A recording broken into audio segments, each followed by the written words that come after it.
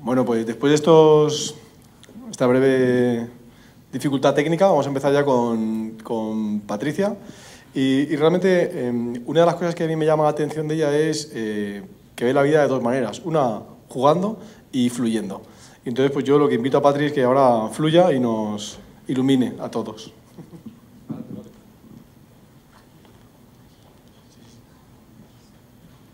Bueno, hola, buenos días a todos. Dar las gracias a Sikimat y a Javier Pagán por todo lo que me ha ayudado a llegar hasta aquí. Y empiezo. Bueno, soy Patricia Mellado, profesora del Colegio Valle del Miro, en Madrid, en Valdemoro. Soy profesora de especialista de música y tutora ahora mismo actualmente de segundo de primaria. ¿Cómo comienzo? Hace aproximadamente 3 años la dirección nos llevó un curso al cole de neuroeducación. Yo no sé si conocéis a José Ramón Gamo, pero yo fue oírle y de verdad que para mí cambió todo mi sistema en mi cerebro. Es un poco como el primer, o sea, habla un poco de la neuroeducación, de lo que ha hablado toda la primera persona que ha hablado aquí esta mañana. Entonces me cambió. A ver, yo nunca he sido una profesora conformista, siempre he sido una profesora que se ha movido muchísimo, que ha buscado siempre motivar a los alumnos de otra manera. Pero es verdad que escuchar a esta persona, y bueno, no solo a ella, sino el curso entero, me llevó a decir, tengo que cambiar. Cuando alguien te dice, sal de tu zona de confort, esperar, ¿ahora qué? Cuando alguien te dice que salgas de tu zona de confort y que realmente te lo dice, te lo repite, dice, no, sal. Pues yo en este caso decidí lanzarme a la piscina, empecé a cambiar poquito a poquito al principio y así comienza mi historia. Lo primero, yo tenía mucho miedo, mucha inseguridad. Vas a hacer algo nuevo y te haces muchísimas preguntas. Te preguntas qué pasa si a tu niño no le gusta lo que le vas a plantear, cuáles son tus éxitos, cuáles tus fracasos, si fracasas, qué pasa, si a los niños y las familias no quieren, si... Entonces todas esas preguntas te invaden. Pero es verdad que piensas que todos los éxitos, todos los fracasos que te puedan pasar, realmente esas inseguridades, esos miedos, al final te hacen levantarte y al final te hacen ver y sacar lo positivo que tienes en ti y decir, yo lo tengo que hacer, yo lo tengo que lograr. Con lo cual, seguí. Seguí, entre otras cosas, porque mi cabeza tenía una cosa y era que con solo un niño que cambiase su pensamiento negativo hacia el colegio, con solo uno, lo que yo iba a hacer o a lo que me iba a enfrentar merecería la pena. Mi cambio comienza en tercero de primaria. Yo en ese momento estaba en tercero de primaria con alumnos que había estado en primero y en segundo. El cambio fue muy poquito. Yo simplemente, a nosotros en este curso nos enseñaron a cambiar un poco la manera de estructurar los temas. No empezar desde el principio, sino empezar desde el final, a proponer el producto final. Y empecé un poco así. Yo les lanzaba un reto y ellos, pues, realmente era el contenido de Mati de Lengua, pero era un contenido maquillado, nada más. Yo les proponía un reto maquillado, ellos lo conseguían y yo les daba puntos por esa consecución. Aparte de todo esto, yo empecé a meter mucho más el juego en el aula. Yo empecé a jugar mucho en el aula, al principio muy casero todo lo hacía yo, lo hacíamos entre todos o muy fotocopiado todo. Pero luego, poco a poco, he ido mejorando todo eso. Ese año el cambio fue brutal. O sea, el simple hecho, yo me di cuenta que el simple hecho de maquillar ese contenido y poner 2 juegos para reforzar el contenido era brutal. O sea, los niños cambiaban radicalmente de pensamiento. No solo jugaban y no solo hacían, sino empezaron a trabajar mejor en equipo, empezaron a ayudarse. Empezaron yo creo que a querer participar en todo lo que estábamos haciendo en el colegio. Bueno, con todo este éxito que yo había tenido al final de tercero de primaria, Al año siguiente iba a coger una tutoría de primero de primaria. Entonces,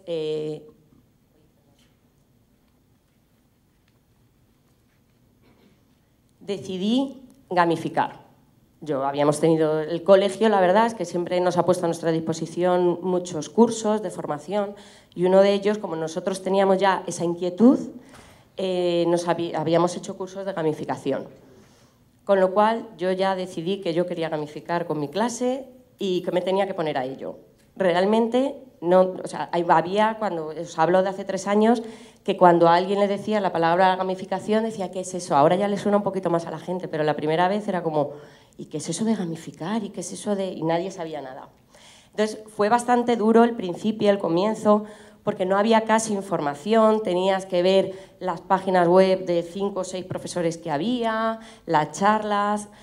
Y lo más difícil de todo, por lo menos para mí, fue que dije, bueno, yo gamifico y voy a hacer una página web. Y todo el mundo me decía, pero si tú no has tocado nunca un ordenador. Y ya, pero yo lo quiero hacer y lo hago. Total, esta fue mi primera página web que hice, de mi viaje espacial. Entonces, lo que yo quería tener claro era la temática que quería conseguir, que tenía que ser atractiva para los niños de primero de primaria, y como un sistema... Porque yo lo que quería era trabajar los contenidos que yo tenía de mate y de lengua, quería meterlos dentro como de una temática entera. Entonces yo dije, pues muy bien, porque son los planetas, 8 planetas, uno casi por mes, con lo cual un tema por mes. Y entonces a mí me ayudó mucho mi primera web para estructurar realmente todo lo que yo quería hacer en el aula. Y pues... justifiqué el juego, porque claro, al principio ahora ya, pues lo que os digo, al principio tenías que decir a los padres, sobre todo esta página es pública, entonces tenías que decir que era la gamificación, que realmente no estabas experimentando con sus hijos, que es algo que además está demostrado a nivel empresarial sobre todo. Entonces, bueno, pues la fui mejorando. Al principio pues tenía solo la información del viaje, la justificación, un vídeo para los niños. Luego, poco a poco, a lo largo del curso, yo no tenía ni las misiones ni nada. O sea, yo no sabía qué iba a hacer. Entonces, yo empecé y fui creando a lo largo del curso. Entonces, por ejemplo, las misiones, como eran de primero, yo no quería que fuesen... escritas, porque todavía ellos no sabían leer muy bien, y entonces me grababa cada misión, yo me grababa como si fuese un marciano, y entonces les ponía las misiones y ellos estaban todos encantados que venía el marciano a contarnos. Entonces ese primer curso lo convertí en un viaje espacial. Ese viaje espacial tenía una misión en cada uno. La misión final era llegar al planeta enano Plutón y allí repoblarlo de plantas. O sea, nos tiramos todo el año conservando plantas, algunas cayeron durante el año. Y entonces al final de curso sí que nuestra última misión final fue ir a plantar las plantas en el patio del colegio. Tenemos una zona de plantas, pues fuimos a plantar las plantas. La verdad es que estaban todos entusiasmadísimos, plantamos las plantas y todos volvían, ¡viva la NASA! Os voy a poner un ejemplo de una de las misiones que hice para que veáis que hay que darle, pero que tampoco es tan complicado hacer algo distinto. Aquí la misión en Júpiter, yo tenía que trabajar en matemáticas la medida de longitud, o sea, quise trabajar la medida de longitud y la simetría, y en lengua las notas y las instrucciones. Entonces yo todo esto, a ver, es fácil, pero que se piensa mucho. O sea, yo me acuesto todos los días con mi libretita al lado y según se me van ocurriendo las cosas, yo lo voy apuntando todo. Entonces, pasábamos por al lado de Júpiter, nuestras naves pasaban por al lado de Júpiter y estábamos siendo asaltados por los jupiterianos. Nos estaban tirando misiles. Entonces nosotros teníamos que llevar un mensaje de paz. Teníamos que decirle a los señores de Júpiter que por favor nos dejasen en paz, que nos dejasen pasar en nuestro camino y que no nos atacasen más. Entonces,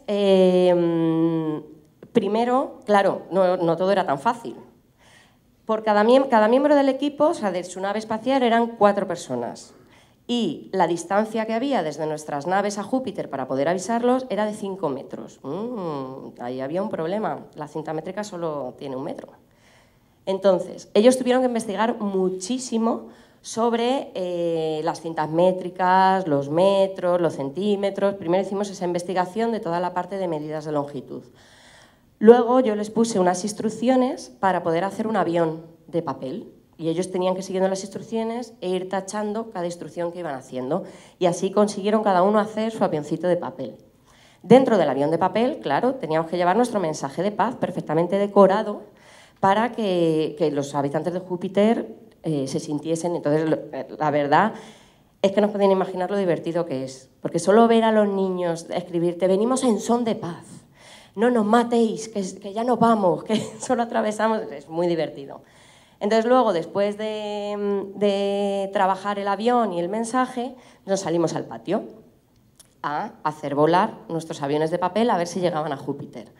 Hicieron volar, cada equipo tenía que hacer volar su avión y sumar las distancias de las 4 personas que formaban el equipo.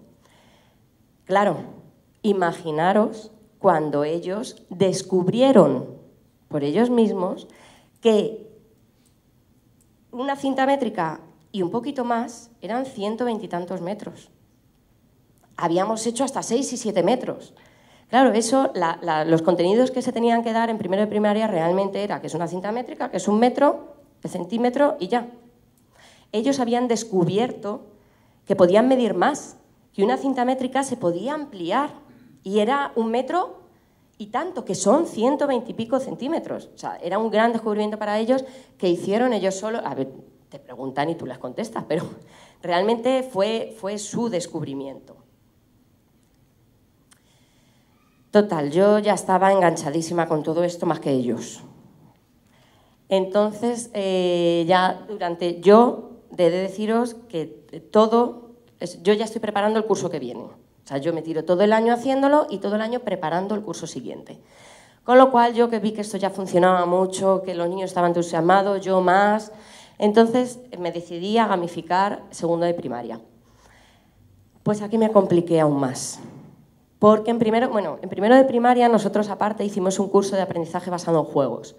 Qué bonito, ya no iba a tener que inventarme los juegos y escanearlos todos. Había juegos de mesa en el mercado que me podían servir perfectamente para reforzar todas las actividades que yo quería hacer en el aula.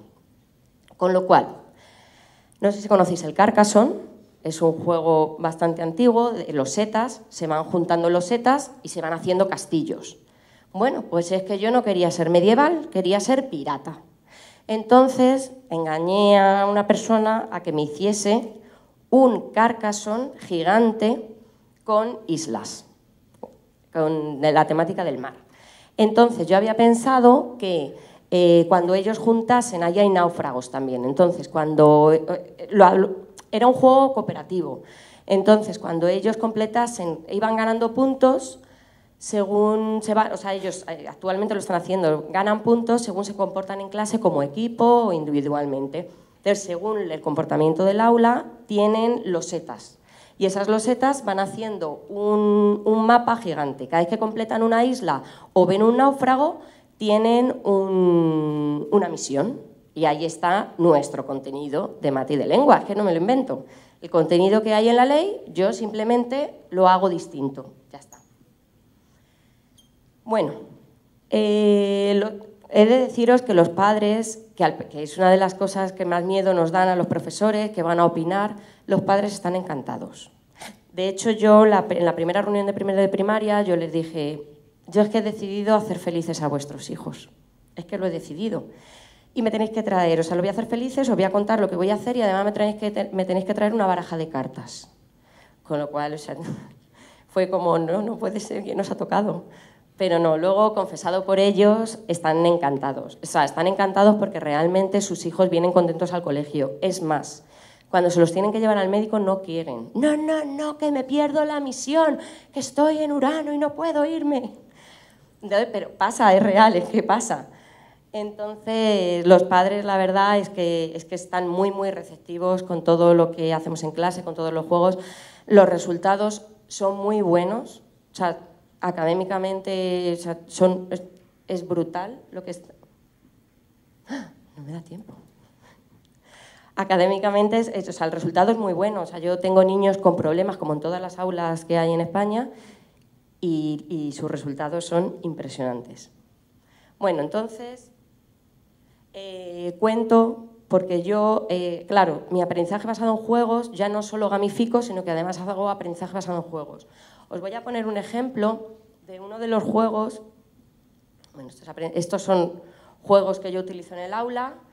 Ese no lo digáis, lo he tuneado. Este de aquí es 3×4 zas para aprendernos las multiplicaciones, pero es que es muy caro. Y aquel de allí, el Iconicus original. Entonces, el cuento. Yo quería trabajar el cuento. Como no lo quería trabajar de una manera normal, porque quería que lo interiorizasen y lo aprendiesen para el resto de su vida, decidí utilizar juegos. Primero utilizamos un juego que se llama Dixit para hacer los títulos. El Dixit son cartas muy abstractas, por lo que los títulos que le salieron fueron muy originales y la verdad es que tuvieron que pensar mucho para conseguirlo. Luego hicieron en grupo, hicieron un cuento. Y luego lo más interesante fue que con la técnica de aprendizaje cooperativo de folio giratorio hicieron un cuento en grupo. Y luego el cuento individual utilicé 3 juegos distintos para explicar la diferencia entre el comienzo, el nudo y el desenlace. Brutal. O sea, es que fue genial. La primera parte tenían un juego que se llama Forest, que era un bosque con personajes de cuentos. Entonces, en la primera parte, en el comienzo, entonces ellos tenían que describir el cuento, o sea, el personaje, describir dónde estaba, contextualizar el cuento. En el segundo son cubos de Story Cubes, entonces tenían que hacer el nudo y en el último otra vez el Dixit para hacer el desenlace. Claro, ellos supieron tan claro, tenían tan claro cuáles eran las partes que luego crearon sus propios cuentos. Es que os he traído uno, pero no sé si me va a dar. Lo leo. Os he traído, son pequeños. O sea, yo entraba dentro de una misión que era los cuentos para Wilson. Se habían encontrado un náufrago en una isla y que hablaba con Wilson. Y claro, entonces le dimos al náufrago nuestros cuentos para que se los pudiese leer y no cayese en depresión Wilson. Entonces, os voy a leer solo el último, o sea, uno de ellos. Es cortito, ¿vale? Pero es cortito, pero mirar, segundo de primaria, ¿eh? O sea, pero es que puedo enseñar cualquiera. Se escriben por las partes de detrás. Entonces, realmente se consigue el objetivo. Había una vez unos dinosaurios que estaban luchando siempre contra otros dinosaurios y contra su familia. Un día apareció un huevo desconocido. Todos querían el huevo. Era tan mono que no se resistían. Un día hubo una guerra en la que participó el tiranosaurio. El tiranosaurio era el mayor carnívoro de esos tiempos. Todos podían ganar la batalla. Murieron todos menos 2. Esos 2 eran el tiranosaurio y el pteranodón. El tiranosaurio saltó y chafó el huevo. El huevo se abrió. Era del tiranosaurio. El tiranosaurio se emocionó un montón y también se puso muy contento al ver que el huevo era suyo y el pteranodón se puso muy triste al ver que no era suyo. El pteranodón se largó de allí y nunca se volvieron a ver. Desde aquel día no hubo guerras y tampoco se pelearon para descubrir de quién eran los huevos. O sea, fijaros qué bien estructuradas están todas las partes. Os podría, si luego queréis, yo os dejo el cuaderno y lo veis, porque es que realmente te das cuenta que dices, madre mía, lo que están consiguiendo. O sea, que en un segundo de primaria, al principio de curso, sean capaces de hacer esto. Ya. No, ya cierro. Ya simplemente quiero deciros que merece la pena. O sea, que realmente todo esto merece la pena. Que es mucho esfuerzo, es verdad, muchísimo, y cuando llegas muchas veces a casa tan cansada dices, tú misma te lo preguntas, ¿pero merece la pena todo esto? Que es que ya no duermo, pues pensando en mis misiones, claro, yo todo esto pensando en mis misiones. Y sí merece la pena. O sea, sí merece la pena. Y os digo, es que me pasó además hace un mes, un niño se acerca a mi mesa y me dice, ¿sabes, Patri? Creo que vas a ser la mejor profesora que voy a tener nunca. Es verdad que no lo han dicho a todos, ¿no? Pero yo realmente dije, ¿por qué no? No por regalarme los oídos, sino porque realmente quería saber su explicación. ¿Por qué él pensaba que yo iba a ser la mejor? Y me dijo, porque nos enseñas de otra manera. Porque todo siempre le buscas la vuelta de juego. Niño de segundo de primaria. Porque todo consigues que todos vengamos felices al colegio. Dijo, porque es que mi hermano no viene contento a clase. Entonces no todos los profesores sois iguales, porque mi hermano viene un poco más triste que yo. Y ahí esas son las cosas que a ti te hacen ver que merece la pena lo que haces. Entonces yo solo tengo que deciros una cosa a todos, y es que salgáis de vuestra zona de confort que os lancéis a la piscina, que no os importe cometer errores, que de los errores se aprende y que poco a poco iréis haciendo cosas más grandes y cosas mejores. Bueno, tenía aquí, es que esta es la manera con la que yo me programo, ¿vale? Yo para programar me hago todo esto. O sea, yo no elijo cualquier juego que yo quiera, o yo me hago todo esto y luego decido qué juego es el que pega, qué juego es el producto. O sea, primero miro los contenidos, luego miro el producto, la evaluación, y cuando ya tengo todo, ya digo, y ahora voy a ver qué actividades paralelas voy a hacer, qué juegos voy a hacer, qué juegos de mesa voy a hacer. Vale, estos son mis niños, me encantan mis niños. Y ya está. Si queréis seguirme, ahí tenéis el Twitter, cuelgo todo lo que hago en mi aula. Si tenéis alguna pregunta, estaré encantada. Gracias a todos.